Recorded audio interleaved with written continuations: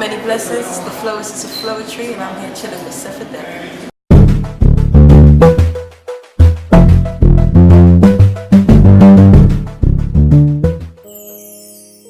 Hi, how are you?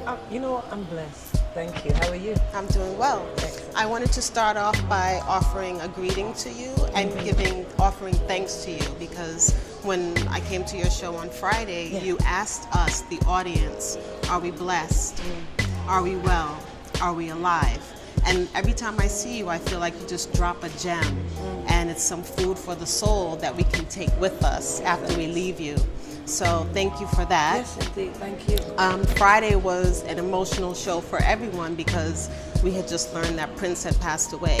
And you and Marsha gave a lovely tribute to him during your show. For the folks that weren't able to attend, any words, thoughts about the time that you were able to spend with Prince and how he impacted you as an artist? You know, it's been very interesting these past couple of days processing the transition of Prince. For me, I've always connected to him more as an energy anyway.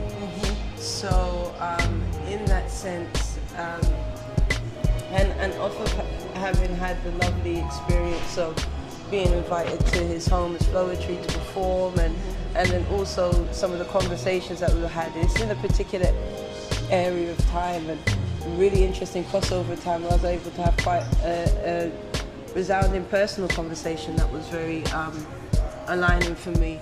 So how has it been?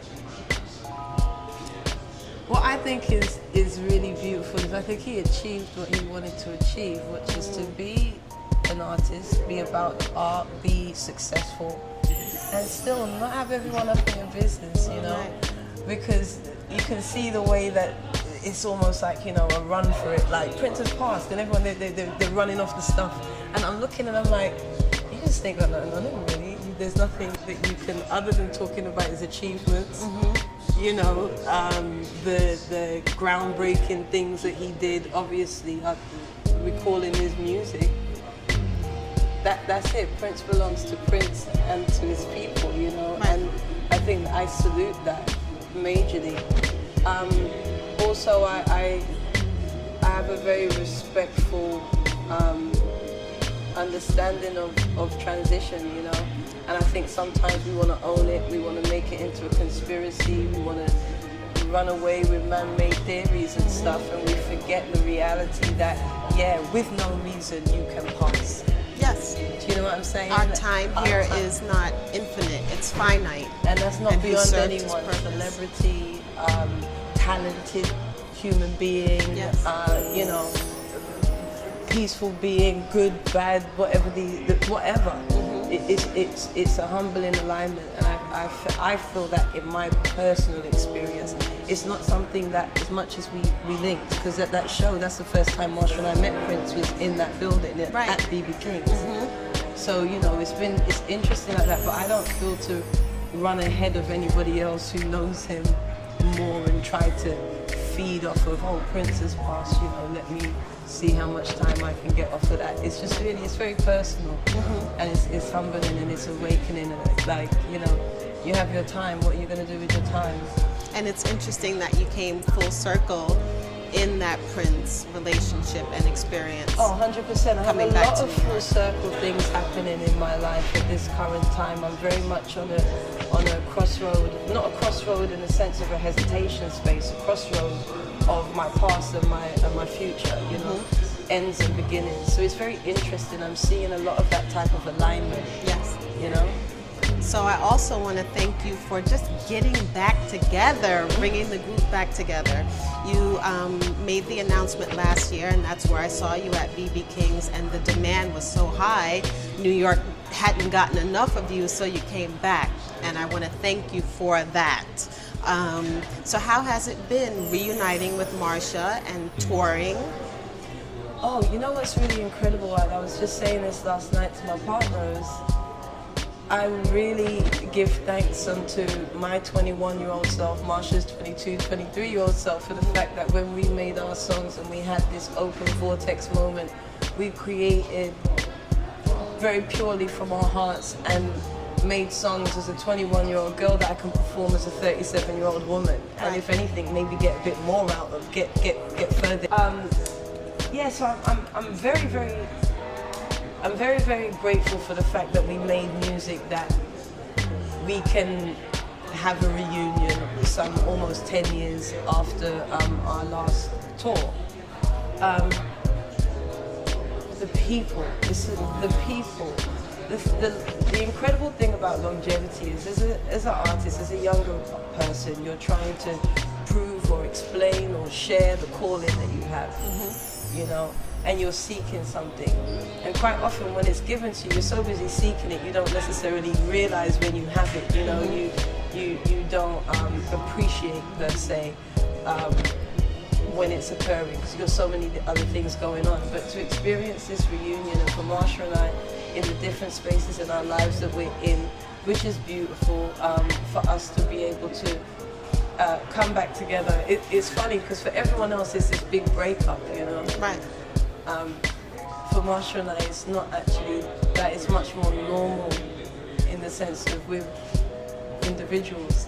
I'm almost happy that you broke up, because that gave you a chance to go out and give us your solo offering. Marsha did the same, and now you've come back together, and it's just a richer experience for me. We have everything. We can do whatever it is that we choose to do. As entrepreneurial women, we were entrepreneurial girls, you know, with big dreams, and now we're entrepreneurial women with experiences and such behind us, and a multitude of projects that each of us have in our own alignments, and a beautiful movement that we manifested together also, that is never to be, and I will always stand out, it's never to be used, you know, it's only to be done when it's being done right. And with Marsha and I, whenever we get back on stage and we get into our flow, it's a very natural thing, because we predate just people knowing us as Floetry. You know, we knew each other as kids, and there's a very natural alignment that occurs when we both submit to that on the stage. And you feel that in your performances. Speaking of projects, are there any plans for you and Marsha to record new material together?